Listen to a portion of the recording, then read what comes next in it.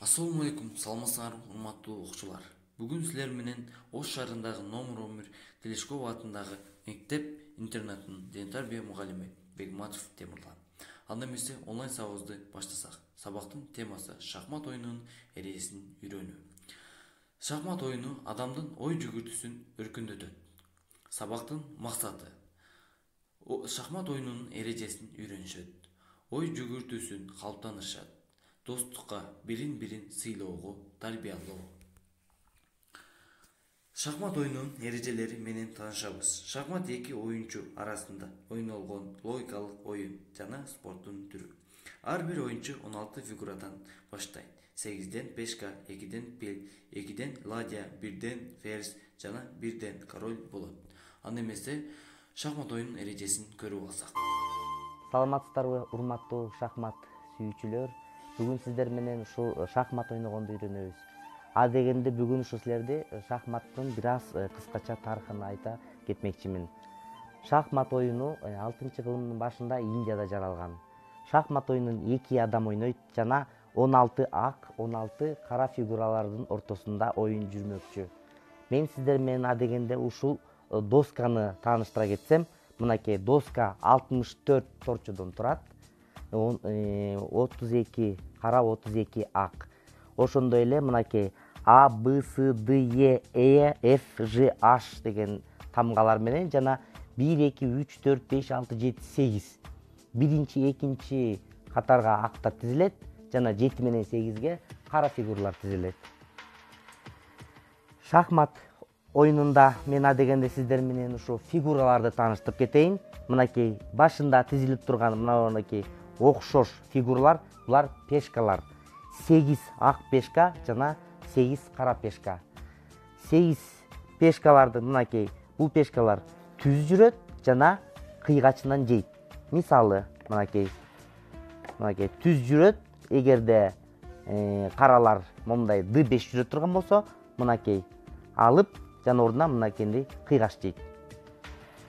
Пешкалар. Шахмат оюнунда эң күчтүү фигурадан баштайлы. Бул биздин мына орекиндей шахматтык ферзь. Ферзия деп аталат. Ферзь узунунан дагы, туурасынан дагы, кыйгачынан дагы жүрө алат. Ошондуктан ферзия эң күчтүү фигура болуп эсептелет. Жана күчү 9 пешкага барабар болот. Экинчи биздин күчтүү шахматтык фигурабыз бул ладья. Мынакей ладьянын күчү 5 пешкага барабар. Жана ал түз туурасынан гана жүрө алат. Мынакей. Андан кийинки фигураларыбыз бул биздин ат менен пилибиз. Экөөнүн күчү 3 пешкага барабар жана күчтөрү бирдей. Мен дегенде силерди ат менен тааныштырайын. Мынакей ат бул өзү ушундай Г түрүндө гана жүрө алат. Мынакей мындай пешканы гана секире турган жалгыз фигура. Мынакей Г түрүндө жүрүп жатат. Мынакей мындай жүрөт, артка жүрөт, кааласа ордуна келет. Мынакей Г түрүндө. Ал эми кийинки фигурабыз мынакей пил деп аталат. Орусча слон, пил. Мынакей биз бул ак пил деп айтайбыз. Анткени ак торчолор менен гана жүрө алат. Мынакей ак торчолор менен гана жүрө алат. Бул пилибиз ак пил. Ал эми кара пил дегенибиз мынакей кара торчо менен гана жүрө турган пилди айтабыз. Мынакей пил бул кара түстөгү пилибиз. Мынакей кара торчолор менен гана жүрө алат. Ал эми биздин шахматта эң маанилүү дагы бир фигурабыз бул хан. Мынакей шахматтын оюнунун маңызында негизи ушул ханга шах жана мат коюу болуп эсептелет.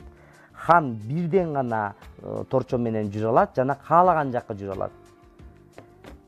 Хан дагы ушу ферза дагыдай эле аттай гана секире албайт, калганын баардык бирден торчо менен жүрө алат. Урматтуу шахмат сүйүүчүлөр, мен сиздерге бүгүн ушу ачык дебюттарды көрсөтөм. Шахмат оюнунда ушу бизде оюн 3 бөлүккө бөлүнөт. Бул ачык дебют жана жабык жана жарым жартылай жабык дебют деп бөлүнөт. Бүгүн мен сиздер менен ушу ачык дебюттарды өтмөкчүмүн. Ачык дебюттар деп мынакей ушу хандын астындагы пешка менен башталган оюндун баарын тең биз ачык тийдүктүү эсептейбиз. Мынакей Е2, Е4, каралардын жообу Е5. Мынакей бул жерден биз шахмат оюнунда негизи эртерээк ушу фигураларыбызды чыгарып, ушу каралардын ханына чабуул жасашыбыз керек. Ошондой эле каралар дагы эртерээк фигураларын жайгаштырып, биздин мынакей ак ханыбызга чабуул жасаш керек. Мынакей мен экинчи эле ушу жүрүштө мынакей атты чыгарып жатам. Ат менен мен биринчиден атты чыгардым, экинчиден мынакей кара пешкага. Мына окуучулар бүгүн шахмат оюнунун эрежесин үйрөндүк.